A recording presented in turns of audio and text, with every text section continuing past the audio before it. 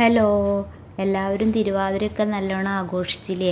ഞങ്ങളും ചെറിയ രീതിയിലൊക്കെ ആഘോഷിച്ചു തിരുവാതിര. അമ്പലങ്ങളിലൊക്കെ പോയി, ശിവൻ്റെ അമ്പലത്തിലും ഗണപതി ക്ഷേത്രത്തിൽ ഇവിടെ തന്നെ ശിവൻ്റെതും ഉണ്ട്. പിന്നെ വിഷ്ണു ക്ഷേത്രത്തിലൊക്കെ രാവിലെ പോയി വന്നു.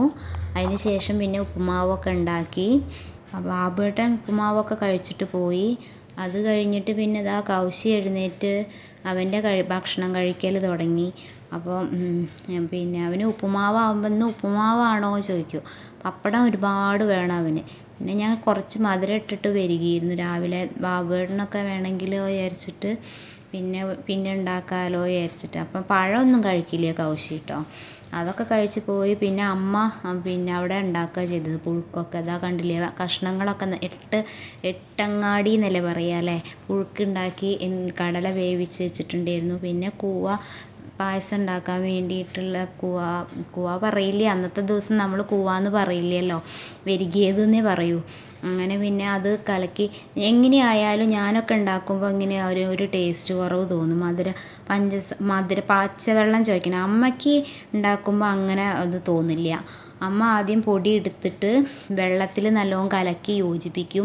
അതിന് ശേഷം അത് നല്ല ഇളക്കിയിട്ട് ഇങ്ങനെ ചീനച്ചട്ടി എടുത്തിട്ട് ചീനച്ചട്ടിയിലേക്ക് ഒഴിച്ചിട്ട് ഇതാക്കും. എന്നിട്ട് അതിലേക്ക് തേങ്ങ ചെരുകി വെച്ചതും ഇടും, കുറച്ച് നെയ്യ് ഒഴിക്കും. എന്നിട്ട് നല്ലോണം ഇതാക്കും. എന്നിട്ട് പിന്നെ വേറെ നമ്മൾ പഞ്ചസാരയാണെങ്കിൽ ഓൾറെഡി ഇതിൽ തന്നെ ഇടും. അല്ല, ശർക്കരയാണെങ്കിൽ പിന്നെ വേറെ ശർക്കര പാവാക്കിയതിൻ്റെ ശേഷം ഇതിലേക്ക് ഒഴിച്ചു കൊടുക്കുക ചെയ്യാം. നിത്തുട്ടൻ ഇതൊക്കെ കണ്ടിട്ട് അമ്മ ചെയ്യണ പോലെയൊക്കെ അവനും ചെയ്യണം. അങ്ങനെ ചെറുതാവുമ്പോഴേ അവനങ്ങനെ ഇതായിട്ട് അമ്മ കാണണം. അച്ഛമ്മേൻ്റെ അടുത്ത് നിന്ന് അങ്ങനെയൊക്കെ അത് ചെയ്യണ്ടേ ഇത് ചെയ്യണ്ടേ എന്നൊക്കെ ചോദിച്ചിട്ട് ഇങ്ങനെ നിൽക്കും. അവനിഷ്ടമാണ് കേട്ടോ അത്. ഇവിടെ എല്ലാവർക്കും ഇത് ഭയങ്കര ഇഷ്ടമാണ് കഴിക്കാൻ. അങ്ങനെ പിന്നെ അമ്മ തേങ്ങയൊക്കെ ഇട്ട് അതിൽ കുറച്ച് നെയ്യും ഇടും. എന്നിട്ട് പിന്നെ ശർക്കര പാവാക്കിയത് അതിലേക്ക് ഒഴിച്ചിട്ട് നല്ലോണം കൈ വിടാതെ ഇളക്കി യോജിപ്പിച്ചിട്ട് അങ്ങനെയാണ് പായസം ഉണ്ടാക്കുക. അത് കഴിഞ്ഞിട്ട് പിന്നെ പുഴുക്കുണ്ടാക്കി. എനിക്കൊന്നും ഇഷ്ടമല്ല കഞ്ഞിയൊന്നും, റവേൻ്റെ കഞ്ഞിയൊന്നും എനിക്കിഷ്ടമല്ല. അതുകൊണ്ട് ഉപ്പുമാവോ അങ്ങനെ എന്തെങ്കിലും കഴിക്കാറ്. പുഴുക്കും ഉണ്ടാവുമല്ലോ, പുഴുക്കിൽ ഈ കുറേ എട്ടങ്ങാടി ഉണ്ടാവില്ലേ, അതൊന്നും എനിക്ക് ഇഷ്ടമല്ല. പൂളയൊക്കെ ആണെങ്കിൽ നമ്മൾ പൂള പറയും, കപ്പ, അതൊക്കെ ആണെങ്കിൽ ഇഷ്ടമാണ് കേട്ടോ.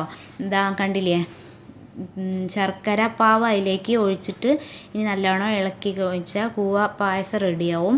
അത് കഴിഞ്ഞിട്ട് പിന്നെ ഞങ്ങളെല്ലാവരും ഇരുന്നു കഴിക്കാനിരുന്നു, കഴിച്ചു. ഇതൊക്കെയാണ് ഇന്നത്തെ വിഭവങ്ങൾ.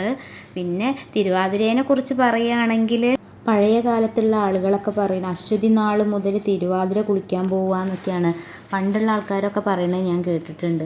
ഓരോ നാളിനും കുളിക്കുന്നതിന് ഓരോ ചടങ്ങുകളൊക്കെ ഉണ്ട്. പിന്നെ അന്ന് മുതൽ മഞ്ഞൾ തേച്ച് കുളിക്കുക, മഞ്ഞൾ തൊടുക എന്നൊക്കെയാണ് ഇത്ര പറയുക.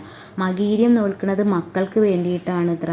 തിരുവാതിര നോൽക്കുന്നത് നല്ല ഭർത്താക്കന്മാരെ കിട്ടാൻ വേണ്ടിയിട്ടാണ്. ശ്രീപാർവതി നല്ല ഭർത്താവിനെ കിട്ടാൻ വേണ്ടിയിട്ട്, ശിവഭഗവാനെ കിട്ടാൻ വേണ്ടിയിട്ടാണ് അത്ര ഇത് നോറ്റത്. അതാണ് ധനുമാസത്തിലെ തിരുവാതിരയായിട്ട് നമ്മൾ ആഘോഷിക്കുന്നത് എന്നൊക്കെയാണ് പറയുന്നത്. പുണർദം നോൽക്കുന്നത് പിന്നെ നോറ്റ് രാവിലെ നേരത്തെ എണീറ്റ് കുളിച്ച് കഴിഞ്ഞാൽ പൊൻകുടം കിട്ടും എന്നൊക്കെ അത്ര പറയുക. പെൺകുട്ടികൾ നല്ല ഭർത്താക്കന്മാരെ കിട്ടാൻ വേണ്ടിയിട്ട് നോൽക്കണം എന്നൊക്കെയാണ് പറയുക. കല്യാണം കഴിഞ്ഞ സ്ത്രീകളാണെങ്കിൽ ദീർഘസുമംഗലികളാവാൻ വേണ്ടിയിട്ട് നോൽക്കുന്നതാണ് ഇത്ര. പിന്നെ 108 വെറ്റില മുറുക്കണം എന്നൊക്കെയാണ് പറയുന്നത് പണ്ടുള്ള ആൾക്കാർ. നമ്മളവിടെ അമ്പലത്തിൽ ഒരുപാട് പ്രോഗ്രാമുകളൊക്കെ ഉണ്ടായിരുന്നു. പക്ഷെ ഒന്നും സൗണ്ട് വയ്ക്കാൻ പറ്റില്ല. പാതിരാ പൂജൂടലും ഒക്കെ ഉണ്ടായിരുന്നു ഇവിടെ ശിവൻ്റെ അമ്പലത്തിൽ. ഈ പ്രാവശ്യം നല്ല പ്രോഗ്രാമുകളൊക്കെ ആയിരുന്നു. അപ്പോൾ തിരുവാതിരയുടെ കുറച്ച് വിശേഷങ്ങളായിട്ടാണ് ഇന്ന് വന്നത്. എല്ലാവർക്കും ഇഷ്ടപ്പെട്ടു എന്ന് കരുതണു. പുതിയൊരു വീഡിയോ ആയിട്ട് വരുന്നവരെ ബായ്.